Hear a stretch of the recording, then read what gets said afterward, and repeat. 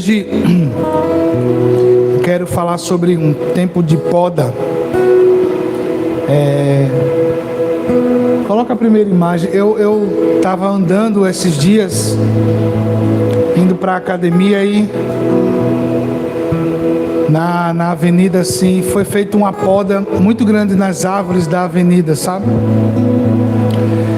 E uma coisa, geralmente eu vou treinar pelo horário assim de meio-dia e o sol estava muito forte, deu para ver muito mais constante o sol, né? Como cortou todas, pelou as árvores, aí se expandiu o sol, a gente consegue ver um pouco mais. Só que é interessante, da mesma forma que a poda, ela tira aquilo que não era belo, né? Que estava preenchendo demais e estava até atrapalhando o processo, né? No sentido urbano, a poda é feita porque ele vai pegar os fios, né? Vai atrapalhar a visibilidade. Às vezes a gente mesmo está no trânsito, quem é motorista sabe como é isso, você não consegue nem enxergar se o sinal está aberto ou fechado, porque tem folha demais, tem muita árvore e você não consegue enxergar direito, tem que se abaixar. Eu que sou um pouquinho grande, então tenho dificuldade até de ver o sinal. Então, e aquilo me levou a essa reflexão essa semana sobre isso, sobre o tempo de poda que Deus faz na nossa vida, quando Deus começa a cortar coisas, né? Vamos lá, pode passar, filha. Eu tentei mudar a cor para não precisar apagar a luz, como semana passada. Tá dando para enxergar? Sim. Tá dando para ler? Enxergar, se todo mundo enxerga, o problema é ler, né? Se tá dando para vocês ler. Deus, Ele gera crescimento e não perda. Abra sua Bíblia aí em João capítulo 15. Mesmo que esteja aqui, é importante que a gente esteja no hábito de folhear a Bíblia, de abrir a nossa Bíblia, senão a gente vai perdendo essa prática, né? Da leitura bíblica no culto. E isso é muito importante para que possamos permanecer. E você deixa aí sua Bíblia aberta em João capítulo 15, versículos 1 e 2.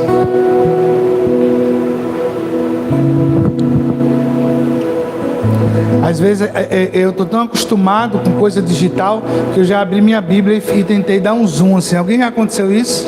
Bíblia, livro, misericórdia, chega, toma um susto. O problema é que quando você está acostumado, aí você não lembra agora mais onde é Abacuque, nada, né? Malaquias, os profetas menores, que antigamente era, na minha época de criança, era vergonhoso você, muitos anos de crente, ter que ir para o índice, para achar que a gente tinha as competições na escola bíblica. Então, versículos 1 e 2, eu sou a videira verdadeira e o meu pai é o agricultor. Todo ramo que estando em mim não der fruto, ele faz o quê? Ele corta. E todo que dá fruto, limpa, para que produza mais fruto ainda. Senhor, esta é a Tua palavra. Abre os olhos do nosso entendimento nessa manhã. Tantos que irmãos que estão aqui, aqueles que estão acompanhando online, recebam dessa porção que o Senhor tem para nós. Porção de vida, porção de graça, porção da verdade. E que os olhos do nosso entendimento estejam abertos para compreender o que Tu desejas falar, em nome de Jesus. Amém. Então, Deus, Ele não gera perda, Ele gera crescimento quando poda, né? A gente todos com certeza já tiveram essa experiência de você ver uma planta que está morrendo e ter que cortá-la para que dali venha renascer alguma coisa. E quando eu era criança, que eu passava em algumas partes do bairro e via isso, eu achava muito interessante e estranho. Como é que a gente vai cortar para dali sair uma coisa nova, né? Como é que a gente vai tirar um pedaço para que daquilo que foi tirado, ele venha fluir algo novo? A primeira coisa que eu pensava, estão matando a árvore, né? Estão destruindo aquela árvore. Como é que pode? Só que é muito interessante isso.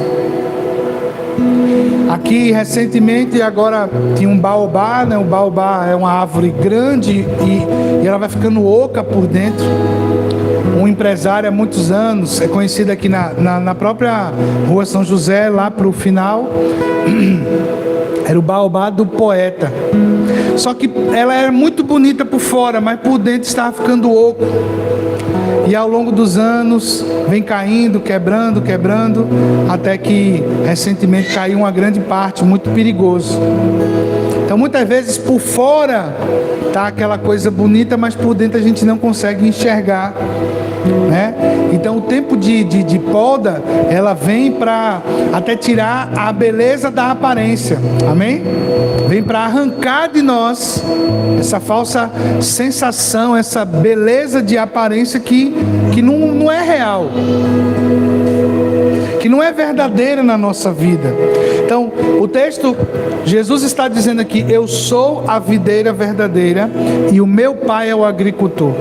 Então o agricultor em todo tempo ele vai buscar o que é melhor para aquilo que ele está cuidando, né? Se ele, voltando aqui para a agricultura, ele está plantando ali o que seja, abacaxi, banana, mandioca, ele vai pensando no melhor do que? Da sua colheita.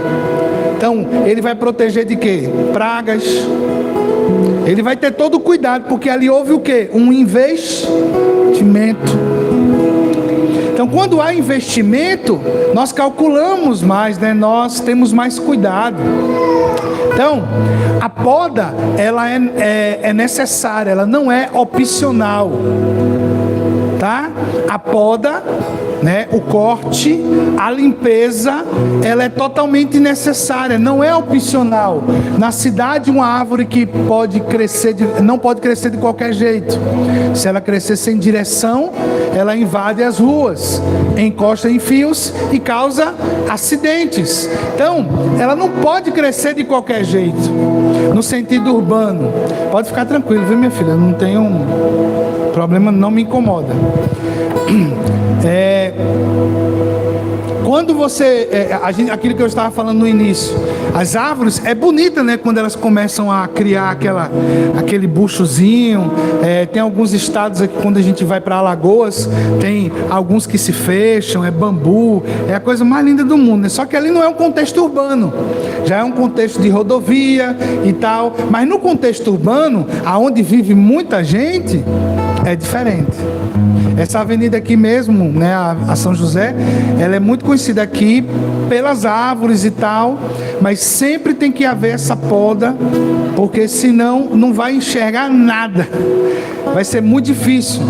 Só que o que é interessante também não é só isso, é que essa árvore que gera sombra, que gera frescor, ela gera um incômodo. Qual é o incômodo que vocês acham que ela gera? As folhas que caem. Porque o problema não é a folha cair aqui na rua e a gente catar a folha, é cair na calha da casa dos outros aqui, vai entupindo e vai gerando infiltrações. Aí o que é que eu quero nos levar a uma reflexão? É que tudo nessa vida vai ter seus prós e seus contras. Viver é um desafio, dói, é expansivo. Não adianta a gente tentar fugir e viver numa eterna busca só de satisfação e de prazer. A vida, ela vai ter processos que não são opcionais. A poda, ela é necessária, não é opcional.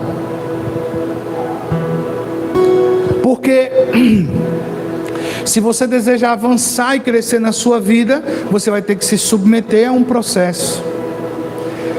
A minha filha está lá estudando e fui ver as notas e tal, está muito ruim, vamos ver. Só que aí vai implicar não só nela, mas todo mundo vai ter que ajudar. Vamos, porque é o seguinte, eu posso pegar e tentar forçar que saia alguma coisa. Sua obrigação é só estudar e etc e tal, e tudo bem, é isso mesmo. mas eu posso ver, estou buscando uma forma de externar esse potencial para que o investimento não tenha sido perdido. Vamos ver alguma coisa. Qual é a tua dificuldade? A minha dificuldade é essa, tá bom. Vamos tirar tal coisa, vamos focar. Por que é que eu tenho ensinado a ela? É uma coisa interessante, irmãos. Esse ano eu faço 39 anos. Sou mais novo que muitos irmãos aqui. Mas já venho de responsabilidades, de cuidar de pessoas, de administrar coisas há um bom tempo. Quando você chega nessa faixa etária da idade, perto dos 40 anos, a minha mente, ela não consegue voltar quando eu tinha 20 e poucos, não. Ela não consegue, porque eu não tenho mais o mesmo vigor. Eu posso mudar, ter uma vida fitness, aquela coisa toda, é o objetivo, emagrecer, ficar corpo bem, mas mesmo assim, mais 10 anos já são 48. Mais 10 anos, 58. Então, a partir de agora, os meus erros eu devo diminuí-los. E tenho que fazer escolhas melhores. Sim ou não? Porque o resultado das minhas escolhas, algumas delas não vão ser em 10 anos, vão ser em menos tempo.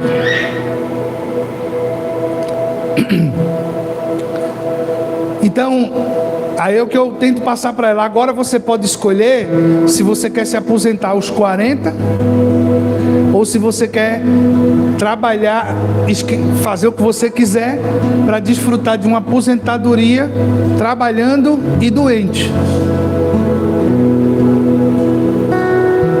Porque o caminho, né, trilhar esse caminho é muito importante.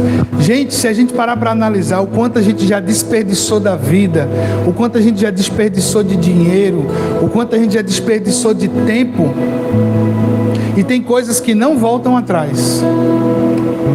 Tem coisas que não vai dar para voltar mais. O tempo é de se posicionar para o que Deus tem e a gente parar de reclamar e fazer o que tem que ser feito. Amém? Não adianta, reclamar não vai mudar. Agora, se posicionar, vai dar certo. Estava vendo um seminário ontem da nossa igreja lá em Horizonte. Tem um casal de pastores, o pastor Ronaldo e a presbítera Francisca, eles são líderes dessa comunidade, né, da nossa igreja em Horizonte, que é no interior do Ceará. Eles vieram do Piauí para o Ceará e começaram alguns negócios. E eles são muito organizados financeiramente. Eles já têm aí por volta de 50 e poucos anos, mas já estão se aposentando bem aposentados. Mas sabe por quê? Porque as escolhas que eles fizeram lá no início, e não só as escolhas, mas a permanência da escolha, fez com que eles tivessem uma boa colheita para hoje. Enquanto algumas pessoas criticavam porque eles não tinham carro do ano e investiam em comprar maquinário, que hoje ele tem uma indústria de gráfica que atende várias empresas no Brasil. No Brasil. Não é só em Fortaleza. Eles fazem livros fora material para pague menos, de embalagem que você compra, saiu da gráfica deles. De um casal que tinha um sonho, que tinha um objetivo, lutou para isso, economizou para isso e tem investido em incentivar a igreja para essas coisas. Então isso nos deixa muito pensativos. Como Pamela falou aqui, no momento da palavra de oferta, e você pode... Às vezes eu estava me pegando essa semana pensando sobre isso. Você faz um planejamento mensal. Você faz um planejamento mensal do que você vai gastar, por exemplo, na sua feira. Chega dia 15, dia 20 e acabou. E você fica, meu Deus, e agora? Mas talvez todo mundo aqui vai ter essa resposta. Faltou alguma coisa? Milagrosamente apareceu, né? Deus supriu. Sabe o que é isso? Resultado de alguém que crê e que caminha na verdade do Senhor. Ele vive, a bondade e a misericórdia me seguirão todos os dias da minha vida, né? E o que é que protege sua casa disso? O que é que protege sua vida disso? Quando você vive princípios espirituais inegociáveis. Oferta e dízimo não é um capricho que você faz para Deus, mas é poda de Deus na nossa vida, achando que nós temos o controle. Nós não temos o controle, não podemos ter o controle, senão vamos viver como alguém que vive com o saco furado. Ah, entra muito dinheiro, mas não sei para onde sai. Organização. Qual o medo do desorganizado? É colocar as contas no papel. Sabe por quê? Porque diz, eu não sei como é que eu pago isso. É ou não é? Eu estou mentindo aqui? Eu estou falando de mim mesmo. Muitos anos eu tinha medo de botar, porque eu dizia, não sei nem como é que eu pago. Eu botar isso aqui, eu vou ficar deprimido, porque eu vou ficar pensando, deixa a conta chegar na porta, aí eu vou. Só que este é o grande problema. Eu vivia só para pagar as contas. Não tinha desfrute nenhum. Sabe? Quando a gente vai passando por uns processos de poda, que a gente sabe que não é opcional, pode passar o próximo, filha. Jesus está falando não está falando de destruição, mas de manutenção divina. Não, antes mesmo.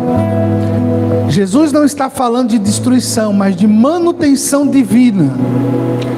O agricultor, ele não odeia a planta. Lembra aquilo que eu falei? Como é que pode? Parece que está matando a planta. Não é por ódio, é por cuidado. E outra coisa, a planta, ela foi feita para isso, para passar por processo de poda, para que saia algo novo. Eu e você também. Em Cristo Jesus, temos estrutura para passar por isso. Ele investe nela, ele vê potencial onde ainda não há fruto. Isso aqui é que eu achei muito poderoso. O agricultor da nossa vida, Deus, ele viu potencial ainda onde não tinha fruto. Você já deve ter ouvido palavras de Deus sobre sua vida. Deus usou alguém para dizer assim, ei, Deus vai te fazer um grande homem, uma grande mulher. Vai usar a sua vida para pessoas e tal, e você fica, mas como que vai acontecer isso? Eu sou ninguém. A primeira coisa que nós temos é o menosprezo, né? Não, eu não sou apto, eu não estou bem, eu não me acho. Interessante é que Deus, ele não pergunta o que achamos, ele só diz qual é o nosso destino, amém? Ele não pergunta o que é que você acha.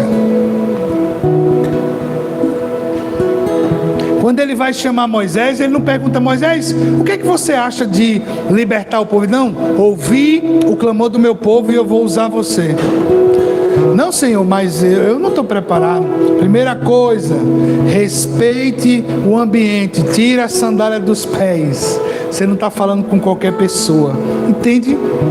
Quanto isso é poderoso. E muitas vezes nós, fala até de mim, estou resistindo ao que Deus quer fazer na minha vida e através da minha vida. Quando Jesus chega e diz para Pedro, eu te farei pescador de homens, é uma coisa muito incrível, queridos, porque já pensou assim na tua vida agora, o que você está vivendo,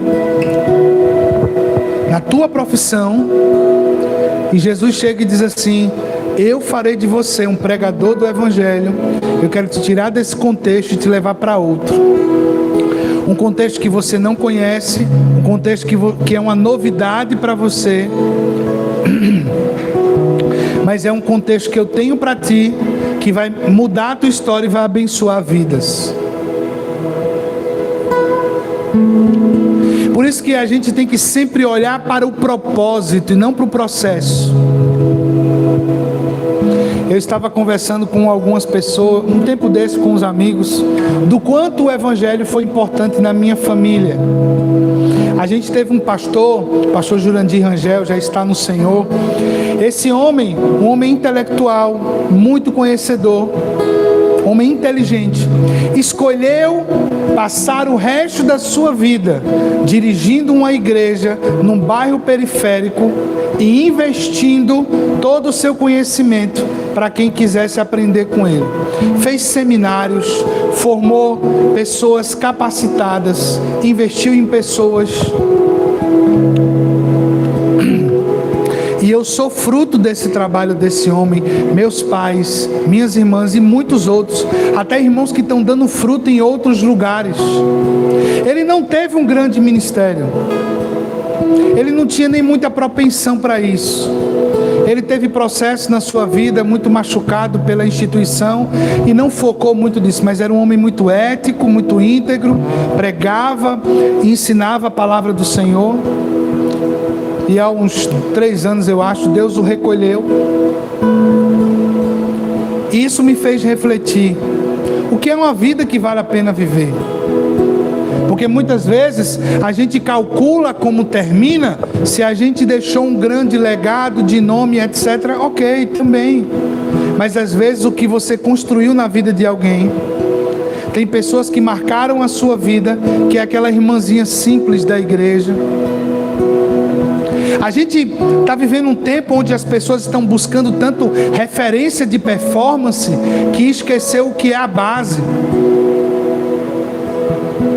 Às vezes aqueles irmãos mais simples, que estão dedicados à oração, estão dedicados à intercessão, a gente encontra mais verdade do evangelho nele do que o cara da alta performance, do famoso das redes sociais, porque aquela pessoa não é famosa das redes sociais, ela é uma pessoa do chão de fábrica, do dia a dia, que você tem acesso, que você chega mal lá e diz: irmão, ore por mim, e Deus tem uma palavra rema através daquela vida.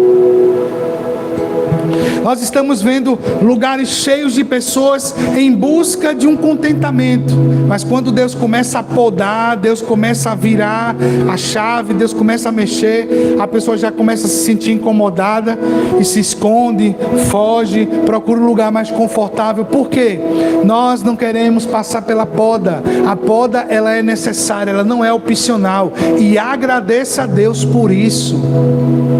Porque imagine você ser alguém como aquele que eu acabei de falar, o baobá do poeta, muito grande e bonito por fora, mas por dentro está totalmente acabado, e do nada você desmoronar.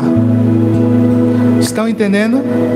Porque a poda é necessária. Pode passar. A poda revela algo muito poderoso. Deus acredita no fruto que você ainda não produziu, né? Entre parênteses, ele investiu nisso, o seu filho. Hebreus 12:11, vamos abrir lá. Hebreus capítulo 12.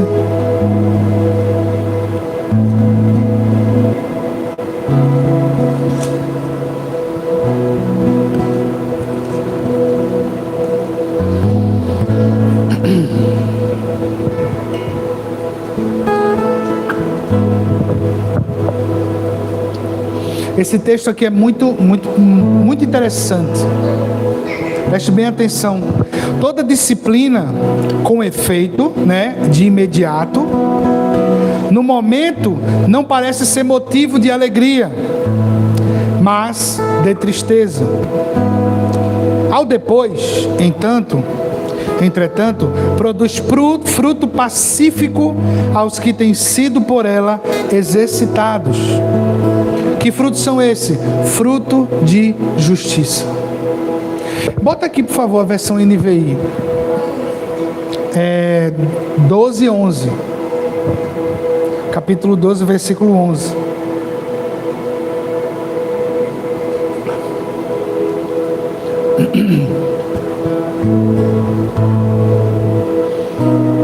A poda revela esse algo poderoso, o quê? Que Deus acredita no fruto. Ele acredita nesse fruto. Quantas vezes, querido, mesmo estando em pecado, eu ouvi de Deus uma palavra de direcionamento e não de acusação. Porque Deus sonda o nosso coração, Ele sabe quem nós somos. Ele sabe as nossas perversidades. E às vezes você está lá num culto. Já vi muito isso, pessoas com medo de Deus revelar, por exemplo, seus pecados. Mas Deus desejou de revelar o seu amor. Porque revelar o pecado de alguém que já sabe qual é o seu pecado, Ele revela quando a gente lê as Escrituras, quando a gente está ouvindo a palavra. Mas a maior questão da nossa luta contra o pecado é entender que em Deus nós não temos uma segunda chance somente. Nós temos chances e mais chances. Até o dia da volta de Jesus nós vamos tendo chance de recomeçar. Isso é a expressão profunda do amor de Deus. Na NVI diz: toda correção, de fato, no momento em que ocorre, não nos parece ser motivo de contentamento, de alegria, mas de frustração. Mais tarde, no entanto, produz fruto de justiça e paz para todos aqueles que por ela foram disciplinados. É interessante que depois que passamos o processo da dor, da poda, da circunstância, a gente diz: graças a Deus por isso. Alguém já viveu isso aqui?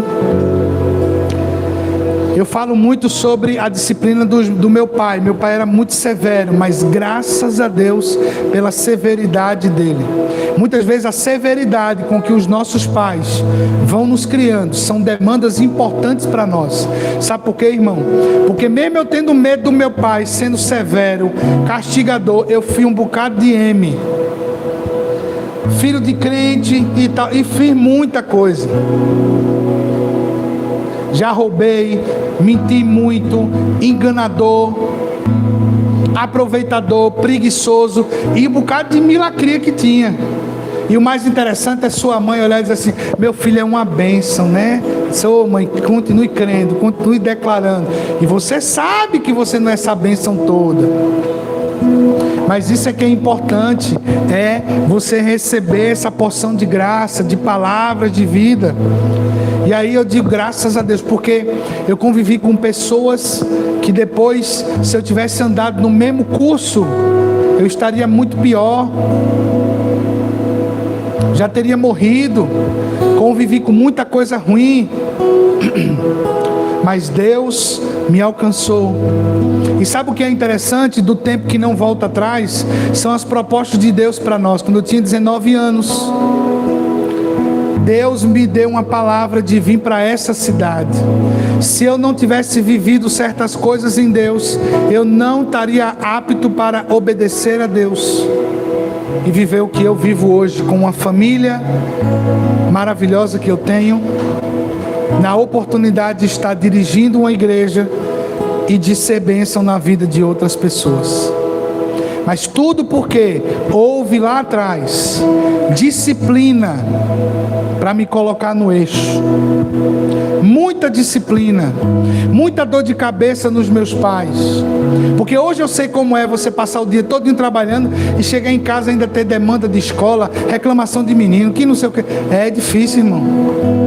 É ralado. E eles tinham a sua forma pedagógica de nos colocar no eixo. Então por isso que a disciplina no momento não parece ser boa, mas ela vai ser importante para o futuro. Amém? Pode passar. Então, disciplina versus rejeição. Mas a disciplina, ela revela que ela nos leva a uma filiação, né? A disciplina, ela é diferente de rejeitar. Deus não está nos disciplinando porque está nos rejeitando. Ele está nos disciplinando porque somos seus filhos. E a palavra diz que Ele disciplina o filho quem ama. Então você, quando é disciplinado, você é amado por Deus.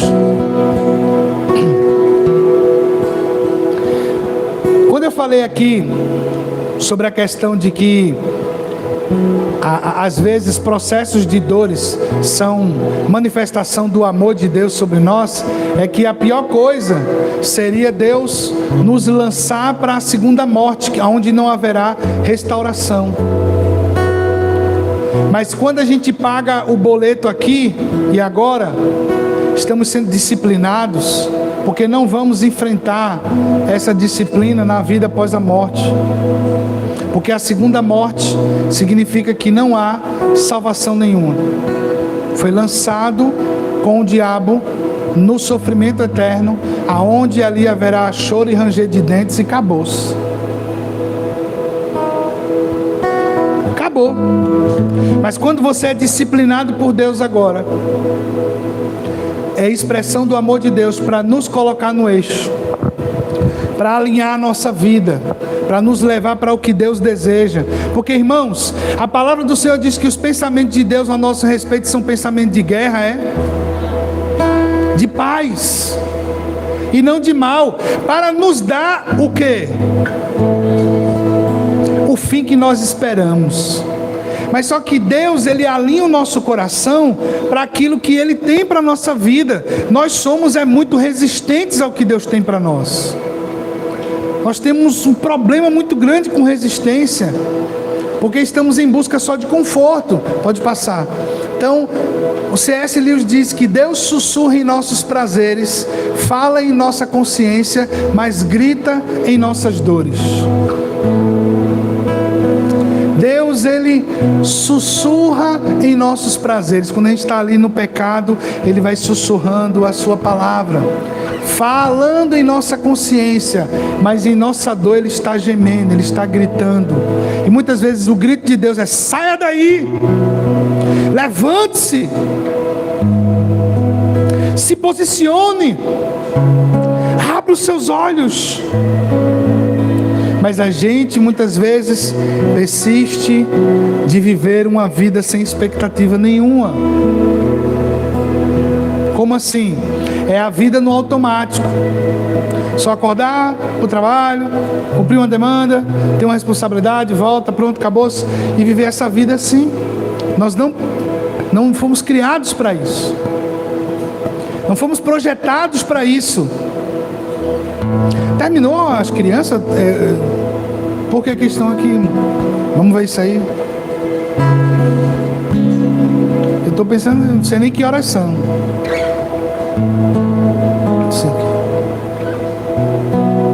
Pode passar o próximo. Então, Deus remove o que está impedindo o seu futuro. O que foi semeado, Mateus 13, 22, o que foi semeado entre os espinhos é o que ouve a palavra, porém, o cuidado do mundo e a fascinação das riquezas sufocam a palavra e fica infrutífera. Nem tudo que cresce em você vem de Deus. Nem tudo que está crescendo em nós veio de Deus. Às vezes veio por meio de uma ganância, de uma obstinação. Às vezes esse crescimento veio por conta de engano. Então, queridos, aqui em Mateus 13, 22, fala que a semente que foi semeada entre os espinhos, ela ouve a palavra, porém o cuidado do mundo sufoca essa palavra. O cuidado do mundo, a fascinação das riquezas, sufoca a palavra que foi liberada ao nosso coração e à nossa vida. Então nem tudo que cresce vem de Deus. Às vezes vem só de uma obstinação. E a obstinação pode nos levar a não enxergar o que Deus tem para nós. Por exemplo, uma frase que para mim é muito forte e eu trago no meu coração cotidianamente: enquanto Deus não for minha prioridade, eu não serei prioridade de Deus. Como assim, pastor? Você consegue colocar como prioridade alguém que te rejeita? Alguém que só quer você quando precisa de você? Não, mas a palavra diz que ele permanece fiel mesmo eu sendo infiel. Sim, mas a palavra dele também diz que honro os que me honram, os que me rejeitam serão desprezados. Você acha que Deus é bobo? Deus, ele conhece o nosso coração. Deus sabe as intenções do nosso coração. Então muitas vezes nós colocamos Deus somente como um amuleto. A vida religiosa é muito mais fácil do que a vida devocional. Porque a vida religiosa frequenta um lugar, tem aparência, tal, faz isso e aquilo, mas a vida devocional te puxa para o dia a dia, olhar para a palavra. Você olha para o texto e diz: Jesus, toda disciplina tem efeito imediato que não traz alegria. E você vai olhando para o texto dizendo: eu preciso mudar. Por isso que o diabo está nos cansando, porque é mais fácil um crente cansado e perdido, porque ele não vai produzir nada. É mais fácil do que ter descrentes. Porque ontem mesmo houve um movimento de oração no Brasil e em algumas partes do mundo. 1.000 mulheres se colocaram, 1 milhão de mulheres se colocando para interceder pela nação, interceder pelos filhos, interceder pelo mundo. Mas muita gente nem sabia disso.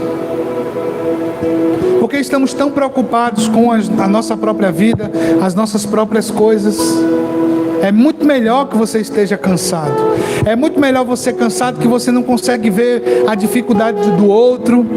E aí onde é que o diabo nos leva? Vale a pena orar? Já está em estado terminal. Já está assim, já está assado, já está perdido. Esse não tem mais jeito. É onde o inimigo quer que a gente pense. Vai nos cansando com isso. Porque quanto mais ele cansa... E eu estava falando isso aqui semana passada, que muitas vezes é essa vida individual. Se está bom para mim, beleza. Está bom para minha família, ok. Eu odeio uma frase que diz assim: farinha pouca, meu pirão primeiro. É a frase mais egocêntrica e demoníaca que existe do ditado popular. E eu já vi muito crente dizer isso. Muito crente, pastor, já disse isso para mim, na minha frente. Empresário, homem que muita gente diz: meu Deus, você é um grande homem.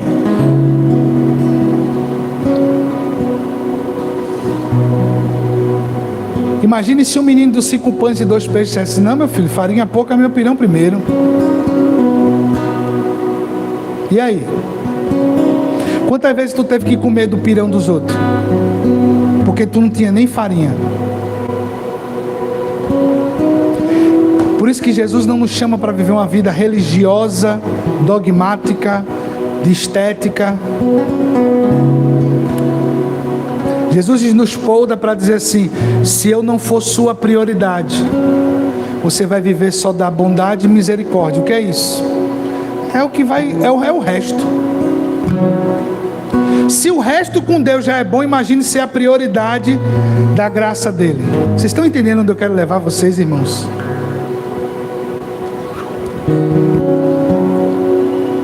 Quando vive do resto, a gente vai ver muitas passagens. Por exemplo, Saul foi um cara assim que Deus o rejeitou, mas ainda Mefibosete foi abençoado. É o resto, é o que sobra. Porque tinha um homem de Deus ainda chamado Davi, que dizia: vamos honrar. Mas tem gente que se acostuma com a migalha, igual a mulher Sirofenícia, onde Jesus confronta um pensamento ali: não, mas até os cachorros comem da migalha, mas os filhos comem na mesa. Você foi resgatado para ser filho, para comer na mesa, e está vivendo de migalha? Não pode, a gente não pode. Tenho escutado esses dias sobre isso, que disciplina muito longa significa rebelião. Se você está na disciplina de Deus há muitos anos, você está se rebelando contra Deus. Como assim? Se você está numa luta, numa dificuldade, há muitos anos na sua vida, que não rompeu, é porque você está em rebelião contra Deus. Você ainda não se posicionou no que Deus quer para a sua vida. Você ainda não fez como Deus já direcionou. É igual pessoas que estão doentes, aí o médico diz assim: olha, para você melhorar, você vai ter que beber água, você vai ter que regular a alimentação, fazer isso, isso, isso. Beleza. Aí o cara, quando está para morrer, ele faz qualquer coisa. Depois que passou um momentozinho, aí ele volta para a estaca zero de novo. Então é rebelião. Fica em rebelião. Fica naquele ciclo, não muda, não sai. Porque a gente está batendo de frente com Deus. E a poda, ela não é opcional. Aí o cara, quando volta para Deus, É como se ele se sentisse no fim da fila, mas não é no fim da fila, ele está no mesmo lugar onde ele deixou antes, onde Deus quer transformá-lo, só que as pessoas não querem ser expostas a isso. Tem gente que quer recomeçar apagando tudo. Não, irmão, vai ter que recomeçar enfrentando cada areazinha que você tinha dificuldade. Já teve gente que eu cuidei, que eu dizia assim, vai lá na paz. Aí quando volta, eu volto para o mesmo assunto. Aquele assunto que a gente ficou pendente há alguns anos. E aí, resolveu isso? Não, que... E vai tentando camuflar. Eu disse, não, querido. Você saiu daqui, você foi, você não tratou. O problema continua te perseguindo e você não rompeu. Pode passar, meu filho. Então, Jesus fala de ramos que existem, estão conectados, mas não produzem. Nós precisamos mudar isso aqui. Os ramos existem, mas eles precisam estar conectados no Senhor. Para quê? Para produzir. O que é que nós temos produzido no reino de Deus? O que é que nós temos produzido para a nossa vida? Proximidade não é sinônimo de produtividade espiritual. Mateus 13 revela 3 inimigos do fruto: preocupações, riquezas e distrações. Eu não vou ler porque senão vai demorar, mas essas preocupações, a gente vive em torno de preocupações. Mas como Pamela trouxe esse texto aqui no momento da oferta, vai mudar alguma coisa a preocupação? Mateus 6, quando fala buscar em primeiro lugar o reino de Deus, sua justiça e as demais coisas. O que é que ele chama de demais coisas? As minhas preocupações serão sanadas, acrescentadas. Não se preocupar não significa largar de mão. É o sentido seguinte: isso me preocupa, eu não tenho o que fazer, eu vou para quem pode me ajudar. Vai para o Senhor, vai orar. A irmã Francisca estava, a presbítera Francisca, dando esse treinamento ontem sobre finanças. Ela disse, uma pessoa da minha empresa, a mulher, ela vivia viciada em antecipar o 13º, férias, pedir dinheiro emprestado, e não mudava a vida dela, porque o problema dela não era a falta de dinheiro, era viver pedindo emprestado. Até que eu dei umas instruções e disse, você precisa produzir mais. E essa mulher tomou um posicionamento. Qual foi o posicionamento?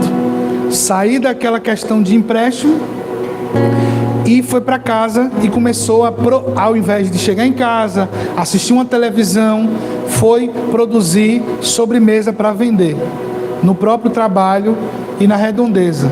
Ela começou a fazer um segundo salário dessa forma. Estão entendendo, irmãos? Não tem categoria que vai mudar da noite para o dia, não. São posicionamentos que vai atrair com que haja uma mudança, para que você não viva naquele ciclo de miséria, de escravidão. E administrar bem o recurso que chega. Então, John Stott fala que o crescimento espiritual envolve tanto receber quanto renunciar. Que a dificuldade da maioria de nós é a renúncia. Você não cresce só pelo que Deus te dá, mas pelo que Ele decide tirar de você. Tem coisas que Deus tira de você para que você possa crescer. Vou trazer um exemplo. Na nossa igreja, nos últimos 2 anos, Deus tirou coisas para que outros irmãos crescessem. É processo de Deus. E eu não posso impedir o processo de Deus. Mas tinha gente que estava muito acomodado com talentos, sabe? Pessoas que podiam estar frutificando, mas estava muito confortável para outras pessoas. E ver vocês produzindo, fazendo, trabalhando, isso alegra o coração. Porque Deus não nos chamou para a gente ficar como meros espectadores, mas para a gente funcionar no reino de Deus. O que você carrega do Senhor é importante para a vida de outro. Deus está nos levando para lugares, para pessoas, para situações, para que possamos ser respostas a essas vidas. para que possamos ser instrumento de justiça na vida dessas pessoas. Eu estava refletindo esses dias com o Djaí, o filho da irmã Solange. Tem uns 2 anos que quase 2 anos que voltou para cá. Djaí era um jovem que grande parte da sua vida se envolveu com drogas. Deu muito trabalho a coitada daquela irmã Solange, mas muito mesmo. Quando ele morava em São Paulo, teve situações terríveis. E eu digo a vocês que quando disseram que ele ia vir para cá, né? Eu falei, Jesus, ao invés do Senhor mandar um cabo para me ajudar. Ele estava preso num presídio lá em Rondônia. Se o Senhor me manda, aí tira a irmã dele daqui, da família, vai para os Estados Unidos e vê esse menino. Se ao invés do Senhor deixar aqui a outra família, vai tirar uma família e mandar esse cabra para cá. Mas amém, o Senhor tem um propósito. Estou falando, confessando hoje um pensamento, né? Da época, mas se Deus está trazendo, tem um objetivo. E veio, todo desconfiado, aquela coisa toda. Alguns irmãos podem não saber, ele usava uma tornozeleira eletrônica, tal. Mas aí eu fui tratando dele. Disse, meu irmão, seu destino não é esse. O que Deus tem para a sua vida não é isso, mas você pode recomeçar. Vamos recomeçar. E comecei a fazer um discipulado com ele, semanalmente. E ali, comigo, irmã Leni, trabalhou um tempo com o Wallace, outros irmãos aqui convivendo, Ocimai conversando. E ali você vai vendo uma pessoa que está carente de Deus, como muitos outros, e que precisa. Quantos irmãos aqui não sabem, mas vocês foram respostas na vida desse cara? Só em vocês abraçá-lo, irmão. E de muitos aqui saber qual era a condição dele, que esse é um problema, né? De quem vive encarcerado. Poxa, eu fui preso.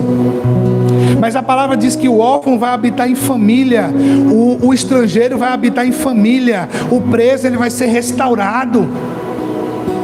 E foi oração e palavras. E ele começou a procurar ter uma vida coerente com Deus e impactado pela salvação. Ele teve um tempo assim que foi bem injusto um trabalho com ele, mas Deus falou comigo que essa injustiça era para bênção. Ele recebeu um castigo porque ele mora aqui num condomínio, que esse condomínio pega algumas ruas, sabe? O condomínio é muito grande. Então no horário que era para ele estar dentro de casa, ele estava andando com a mãe no condomínio e é como se ele estivesse andando na rua. Aí o juiz determinou que ele fosse para um castigo. Aí leva ele para o presídio passar uns 20 e poucos dias lá nesse castigo. Quando nós oramos por ele, para ele ir, Deus falou comigo que ele ia ter um encontro especial lá. Quando ele saiu daqui, ele nem saiu, ele saiu ainda bambeando, mas ele voltou crente, não foi não, Lenin? Voltou crente. Sabe por quê, irmãos? A última experiência dele lá foi muito marcante. Chega numa cela, o cara estava vivendo numa casinha, dormindo bem, morando bem. Aí você volta para uma cela, meu irmão, aquele cheirinho de urina, sem cobertor, sabe? Aquela sensação de casa. Ele disse, pastor, quando eu me deparei novamente com aquilo ali, eu disse, isso aqui não é mais para a minha vida. Isso aqui não é mais para mim. Quando ele voltou, que saiu do castigo, né? Eu fui lá receber ele, pastor, eu quero dizer algo para você hoje. Eu entreguei a minha vida para Jesus. Foi uma confissão sincera, eu disse amém. Aí orei por ele, falei que estava perto de haver o batismo. E aí é uma estrada, irmão. É uma estrada que vai ter seus altos e baixos, suas dificuldades. Mas para a glória de Deus, ele não está presente aqui todos os domingos, porque ele está trabalhando, conseguiu um emprego, está fichado, tal, tudo certinho, e trabalhando numa empresa, servindo aqui no hotel. E nós temos que nos alegrar, porque aquele que estava perdido foi achado. Estava cego e agora consegue ver. E são vários processos, irmão. A mesma dificuldade que ele me dá por ser nécio, eu tenho um crente velho que me dá também. Aqui, ó, necrosadamente. Você fala, a pessoa, não, mas... Irmãos, enquanto a gente procura argumento, a gente vai gerando rebelião e não avança. Eu não posso fugir da poda. Pode passar, meu filho. A poda dói porque corta ligações. Quais são as ligações que a poda acontece? No tempo de poda, algumas coisas saem de nossas vidas que percebemos e outras não. É um tempo onde Deus está fazendo nascer de novo, só que um modo especial. Nesse tempo, a gente deixa até de ser sombra para outro e acaba sendo exposto ao sol, à chuva, mas os frutos que vêm após esse tempo são duradouros. Como eu estava falando para vocês, na avenida lá, muita gente dependia até da sombra daquelas árvores, mas quando foi cortado, vai passar meses ali sem poder ser sombra. Às vezes é eu e você está acostumado e até gosta disso, de ser recurso na vida de alguém, de que as pessoas precisem de você, mas às vezes você não está ajudando essas pessoas a crescerem. Teve pessoas que mudou a minha vida com conselhos e não com dinheiro.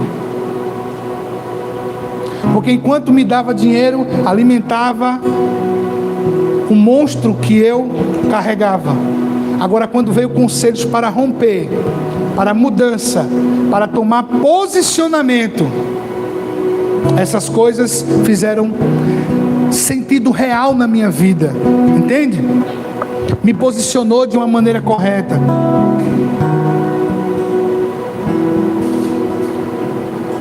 Eu estava conversando com um jovem esses dias, eu contei de um irmão que foi muito importante na minha vida, tio Beto, um homem de uma classe social alta, que nunca teve problema de eu ser de periferia e de estar junto com os filhos dele. Eu era criado junto com seus filhos, mas ele via fruto em mim que não via nos amigos ricos do filho dele, porque eu carregava o evangelho no meu coração. Mas ei, mesmo carregando o evangelho, Cristo, eu era um aluno reprovado em escola, dando trabalho para estudar. Então não significa que porque você tem Cristo, você tem tudo e você é um santo. Não. Tinha coisas que faltavam em minha vida, ligações que precisavam ser cortadas, erros, falta de posicionamento. Mas foi interessante aquele homem ver em mim algo que eu não enxergava, e os conselhos dele me abençoaram muito mais do que se ele tivesse dado um emprego para mim, porque reposicionou a minha mente. Entende? Eu disse, cara, eu preciso realmente mudar isso. Eu preciso enxergar quem eu sou. Eu preciso enxergar o que Deus tem para a minha vida. Às vezes a prisão não são as pessoas, é você mesmo, porque a gente não quer se arriscar. Não existe nada sem risco. A gente vive buscando estabilidade. Não existe estabilidade. Não existe. Existe uma construção para você ter algo um pouquinho garantido. Tem pessoas que, por exemplo, na tragédia do Rio Grande do Sul, pessoas que investiram, pasmem, tem gente que está pagando o financiamento da casa, o IPTU, mas não pode voltar ao bairro. Eu já tinha deixado de pagar há muito tempo, menino. O governo cobrando, os coitados. Teve uma senhora, está documentado na internet, um rapaz voltou lá para ver, visitar, que ela deixou de pagar o IPTU, a prefeitura cortou a cesta básica dela, porque a mulher não está... Gente, a coitada que está morando há 2 anos no container, que era para meses. Sabe? São coisas revoltantes, que a gente olha assim. E aí? O que nós vamos fazer? Reclamar, meu irmão, não vai ajudar. Porque enquanto você reclama, alguém está lucrando.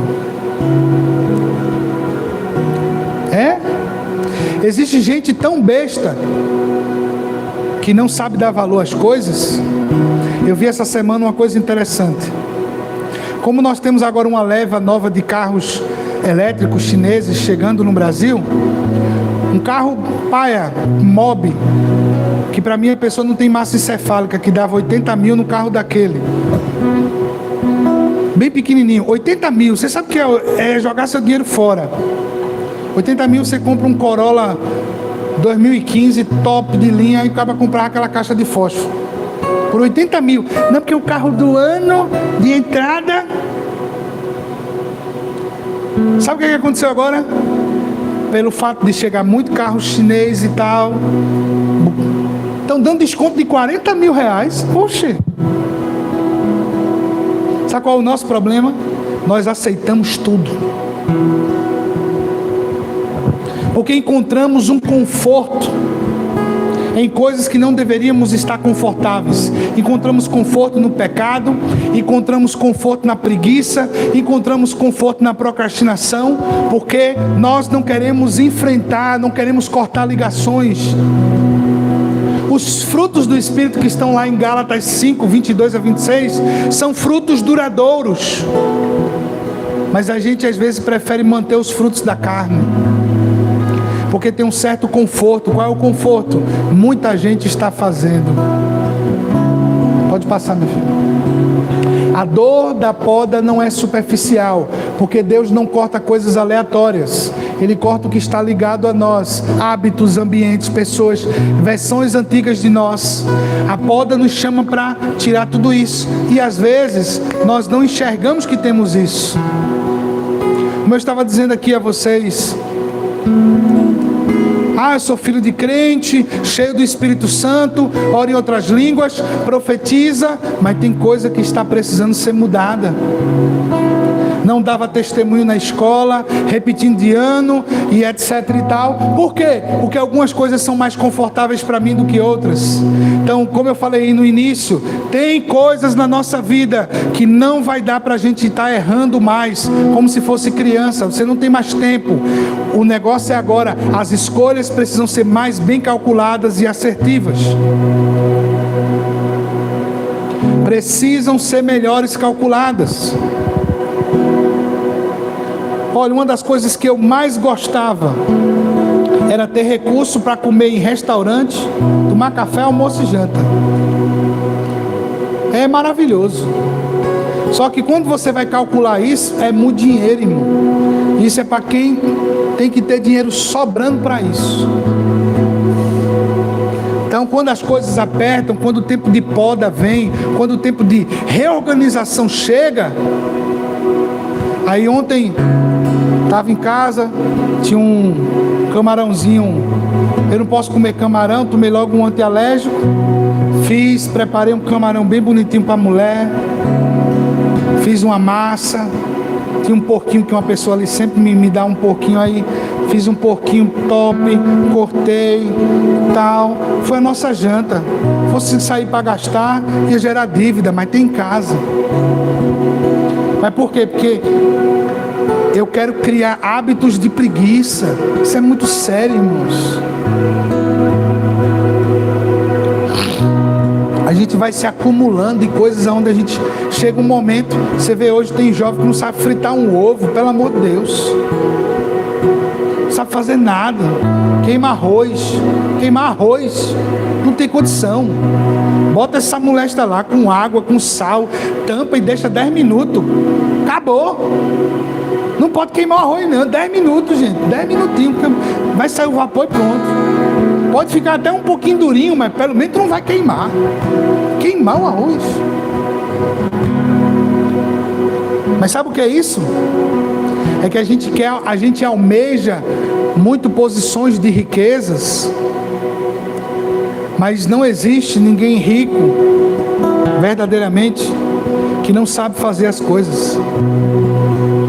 Porque, se esse mundo entrasse em colapso amanhã, a gente ia ver um bocado de zumbi na rua, porque o povo não sabe fazer nada. Não sabe acender fogo, não sabe sobreviver, sabe nada. A manada de gado hoje em dia, tudo que fala o povo vai. Tem agora um negócio famoso aí, manga temperada. É qualquer besteira que lança uma modazinha, o povo vai. E surge um negócio assim, vamos comer. Teve uma época aqui, há uns 15 anos atrás, era cachorro quente em todas as esquinas, não era? Lembra? Toda esquina aqui tinha um cachorro quente. Tinha cachorro quente que era famoso, que era, na época tinha uns baratinhos, tem outros mais caros, e essa moda até já encerrou, ainda bem, porque fazia um mal danado, né? Hoje come-se menos salsicha. Talvez se a salsicha não fosse tão mal, que era uma comida rápida. Pronto, essa gordurazinha aqui é resultado de muito disso, de comer mal.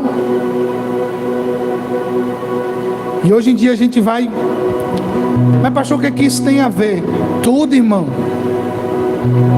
Tudo.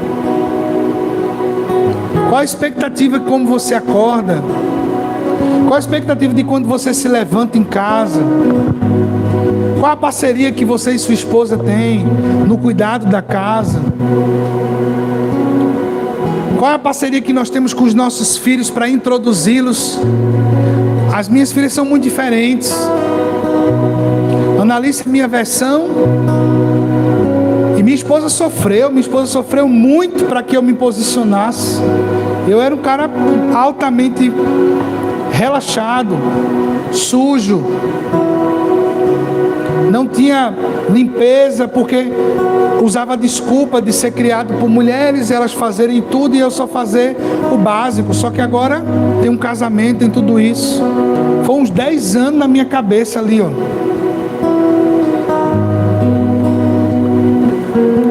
Quer ser feliz, meu irmão?